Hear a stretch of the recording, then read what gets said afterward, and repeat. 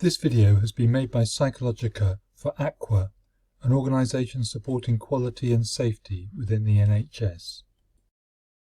This video and accompanying materials have been developed to help teams support each other in debrief at the end of a shift. The principles used have been adopted and adapted from guides, best practice and insight across the world of health and care safety. In particular, we're drawing on a psychological model developed by Dr. Phil Barnsill and work shared by the Quality Palliative Care in Long-Term Alliance. We are all working within our own context, and life today is likely to be completely different to yesterday, and almost certainly will be different to what tomorrow holds. Right now, we are all under additional pressures from all sides. Human resilience and reliability is affected by these pressures, and our ability to review and debrief from stressful circumstances effectively will be compromised. This guide is to help rebalance and address these risks, allowing teams and individuals to have a format that's structured and process-driven.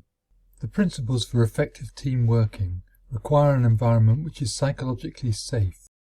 This guide has been designed in order to support the principles of such environments, where we trust and respect each other and are confident to discuss concerns and worries without fear of retribution.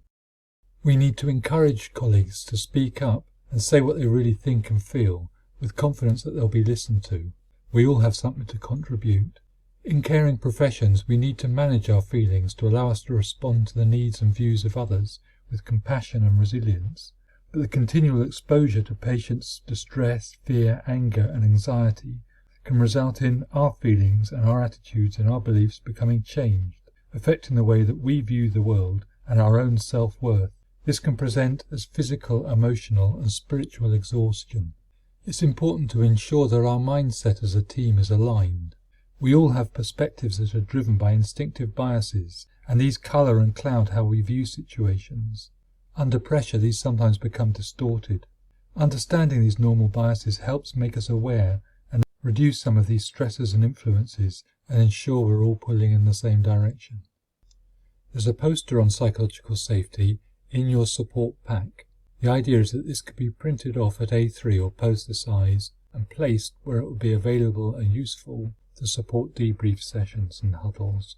This is a checklist of the key psychological safety dimensions, ensuring that you are well, physically, emotionally and mentally, recognizing and respecting reasonable boundaries in terms of the demands placed on you and your ability to fulfill them.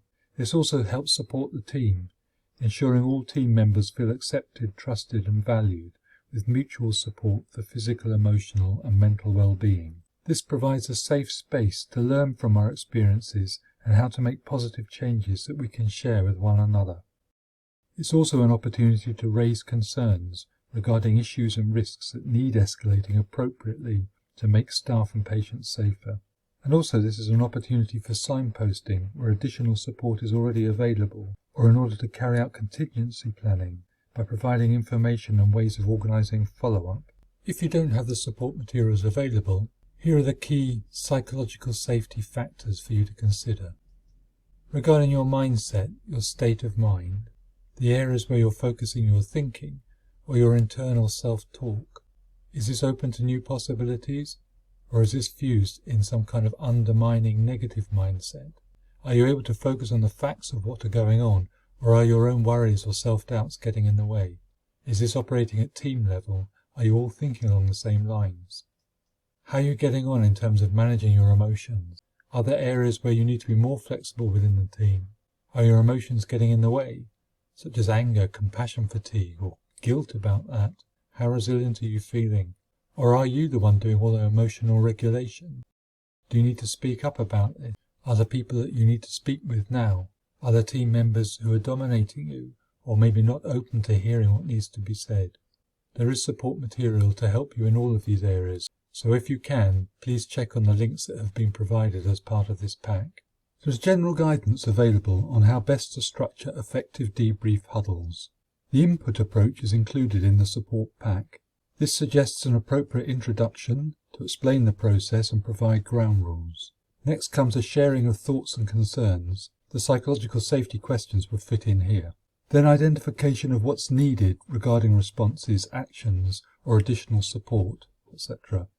Following this, some planning to ensure the team is aligned and something actually happens as a result. It's important to recognise points of learning. The aim here is positive improvement, not allocation of blame if things have gone wrong. And finally, a conclusion and thanks, finishing on a positive note. So this is just a starting place. You may decide to add or remove questions to make this work better for you as a team and regarding the work that you do. Please be aware that it doesn't matter who leads this, and everyone is not required to speak, but should be encouraged to do so. There are existing resources suggested in the pack as a starting place. And finally, we anticipate that available resources will be flagged up at organisational level. If they aren't already in place, then this process will hopefully highlight where support is needed. However, more background on this and further information on enhancing psychological safety in teams is available through the resources section of the AQUA website. Please check this out. So thanks for listening, and we hope this will go some way towards helping you keep up the great work that you're already doing. Thank you.